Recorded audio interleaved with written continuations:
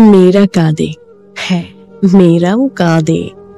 কখনো নিজের জন্য কাঁদে, কখনো বাবা মার জন্য কাঁদে, কখনো ভাই বোনদের জন্য কাঁদে, কারণে ও কারণে কাঁদে।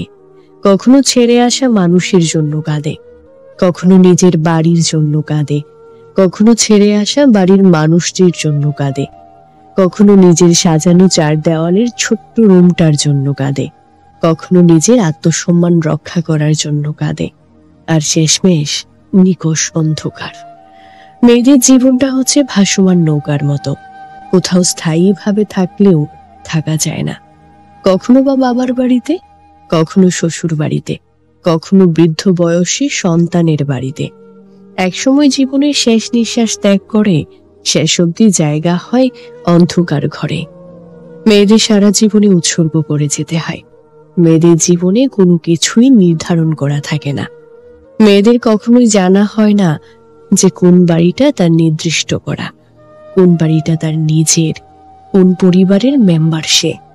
তারপরেও মেয়েরা চারদিকে সামলিয়ে বেঁচে থাকে।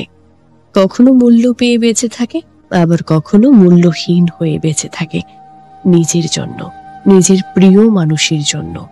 মেয়েরা ভালো থাকতে চায়, শান্তিতে বেঁচে থাকতে চায়।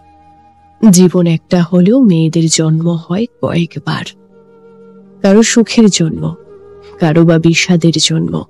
জন্মান্তরে মেয়েরা আসলেই শুকনো পাতা, চুরমুর করে ভাঙার অধিকার কেবল মেয়েদেরই। হ্যাঁ, এই একটাই জীবনে মেয়েরা শতবার জন্মগ্রহণ করে, কখনো সুখের জন্য, কখনো বিষাদের জন্য, আবার কখনো সারা জীবনের জন্য অন্ধকার।